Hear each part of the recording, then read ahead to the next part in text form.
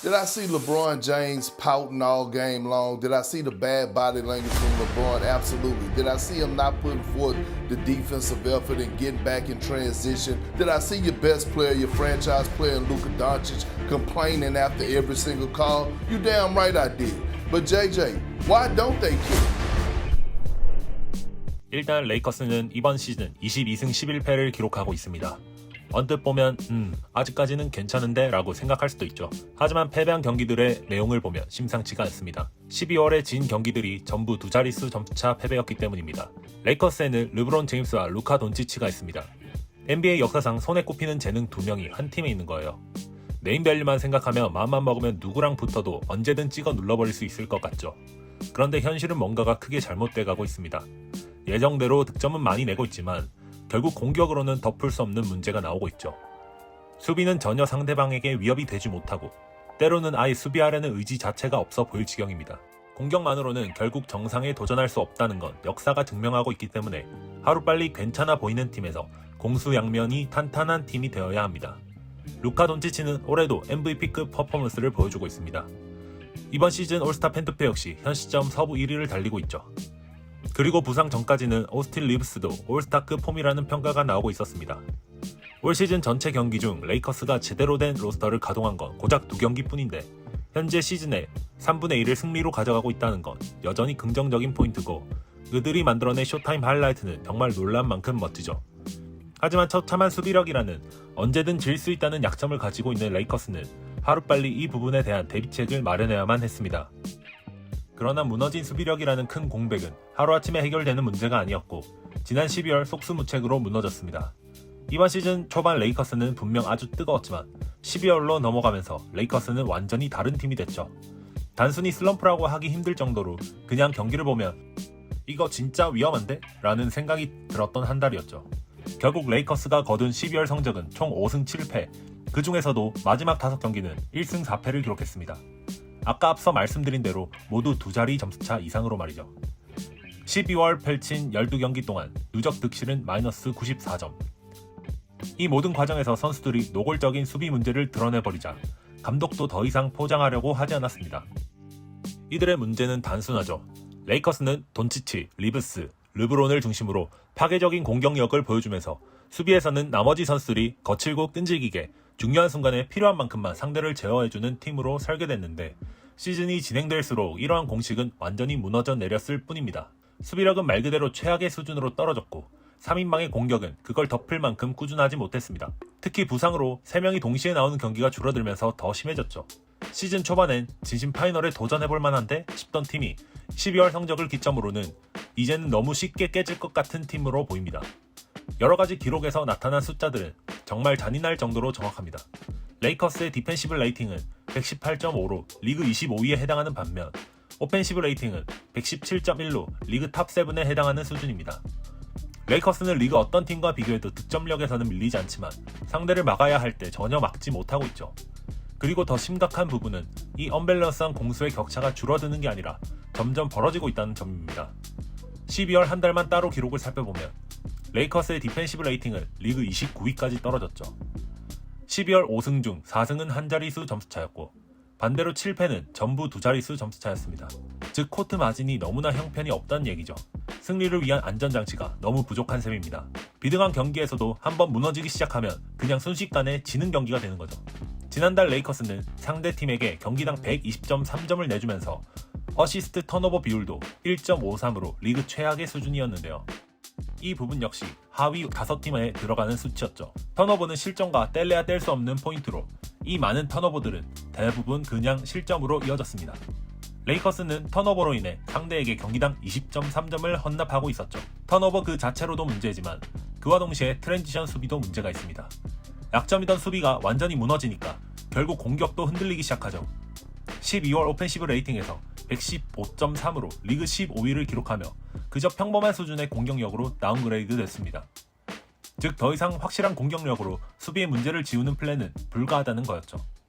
이건 사실상 공격만 제대로 하는 반쪽짜리 팀이라는 건데 수비가 이 정도로 망가져 있으면 팀 분위기는 절대 좋은 쪽으로 갈 수 없죠. 예를 들면 이런 거죠. 레이커스는 이번 시즌 단 11패만 기록하며 리그 30개 팀 중 4번째로 패배가 적은데 이번 시즌 20점 차 이상 대패가 리그에서 가장 많은 팀 중 하나라는 겁니다. 그리고 더 나쁜 건 이런 수비력이 팀의 위험한 습관을 심어주고 있다는 점입니다. 약팀에게는 승리하지만 강팀에게는 쉽게 패배하는 우승과 거리가 멀어지는 최악의 습관이죠. 레이커스는 승률 5할 이하 팀을 상대로 13승 3패를 기록 중이지만 승률 5할 이상 팀을 상대로는 7승 8패를 기록하고 있습니다. 이 데이터 하나가 모든 걸 말해주죠.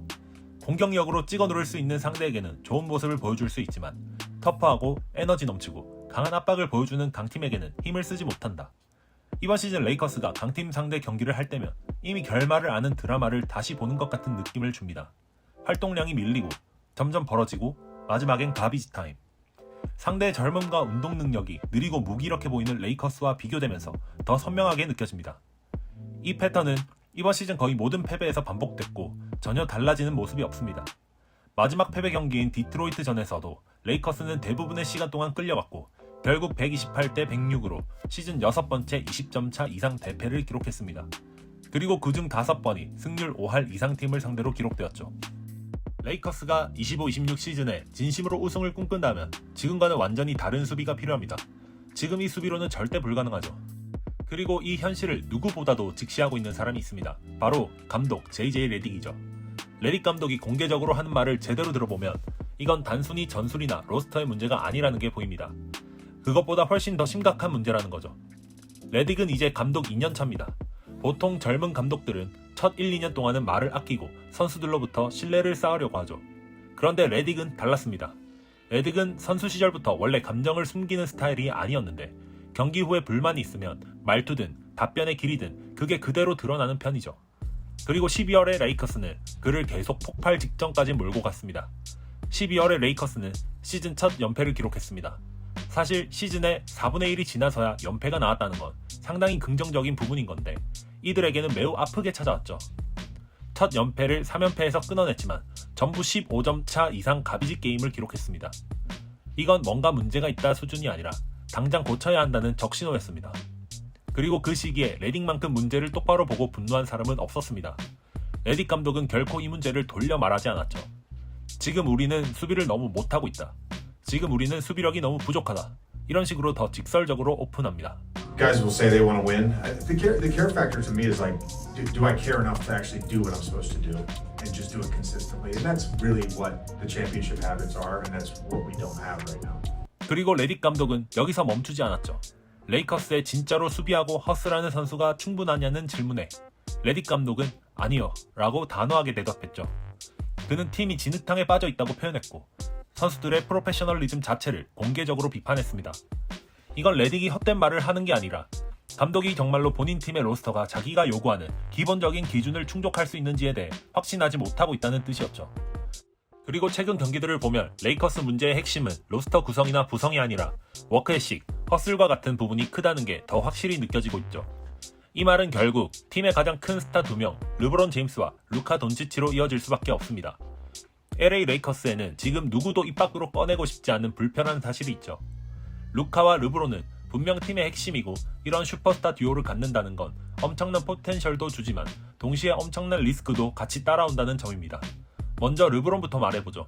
그는 2018년에 레이커스에 합류한 순간부터 돈치치가 팀에 추가된 뒤에도 작년까지도 여전히 공격을 전개하는 핵심 엔진 중 하나였습니다.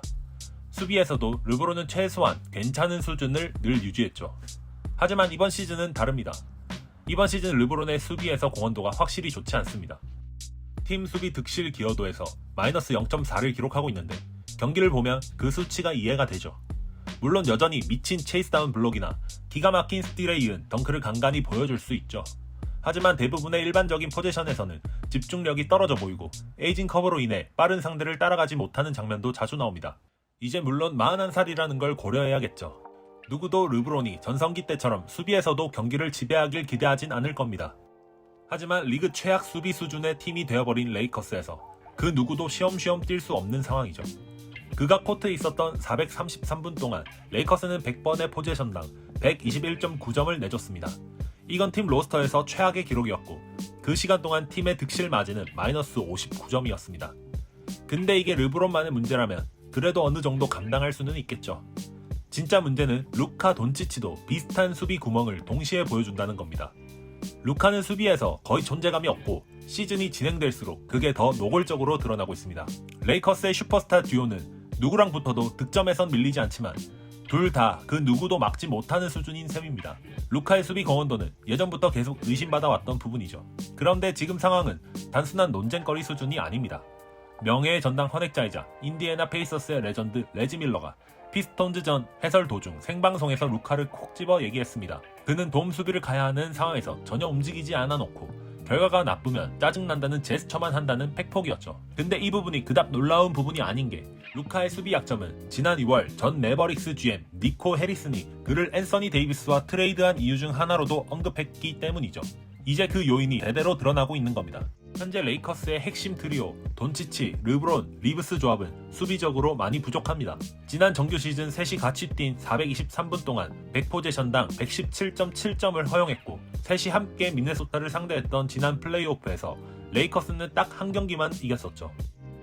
이번 시즌에도 셋이 함께한 140분 동안 수비에서 100포제션당 117점을 허용하며 여전히 파괴적인 수치를 보여주고 있고 심지어 이 중 리브스가 부상으로 빠진 뒤에는 실점이 118.7점까지 올라가 있습니다. 당분간 이 셋이 함께 뛰는 장면은 자주 보기 힘들 가능성이 크고 결국 루카와 르브론이 부담을 지고 책임을 져야 하는데 현실적인 데이터는 더 잔인합니다.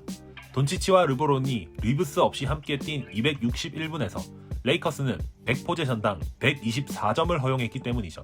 이 상황을 정리해보자면 레이커스는 수비에서 에너지를 아껴야 하는 공격 천재 둘을 중심으로 로스터를 짰고 계획했던 최소한의 수비력이 무너지면서 플랜이 완전히 망했으며 약팀들도 상대하는 정규 시즌에서는 통할 수 있지만 결국 플레이오프 7전 4선 승제에서 공수 양면에서 준수한 팀을 넘기 힘들 것이라는 것이죠. 레이커스가 다시 진짜 위협적인 팀이 되려면 4월 전까지 반드시 수비를 고쳐야 합니다. 수비 쪽에서는 재앙 수준인 레이커스 로스터에서 마커스 스마트와 제라드 벤더빌트 정도를 제외하면 진짜 수비수라고 부를 만한 자원이 거의 없는 상태죠. 벤더빌트는 심지어 공격 쪽에서도 슈팅 컨디션을 조금씩 회복하며 3점 슛을 경기당 2개 정도 시도해 성공률 40% 정도를 기록 중입니다. 정말 레이커스의 소중한 자원이죠. 이 둘이 있지만 여전히 수비 자원이 너무나도 부족한 레이커스에게 해결책은 언뜻 간단해 보일 수 있습니다. 운동 능력이 좋은 투웨이 자원을 데려와서 로스터를 보강하는 거죠. 르브론과 돈치치 두 선수에게 각각 5천만 달러를 넘게 주는 구조에서 좋은 뎁스로 팀을 짜는 건 거의 불가능에 가깝죠. 르브론의 이번 시즌 연봉이 5,200만 달러로 현 시점에서 그 계약은 로스터의 유연성을 완전히 묶어버리는 족쇄에 가깝습니다. 때문에 트레이드가 매우 축소되고 결국 나머지 로스터를 미니멈급 조각들로 채울 수밖에 없게 만들죠. 수비 보강을 위해 여러 이름을 검토했지만 싼값에 데려올 수 있는 선수는 없는 상태죠.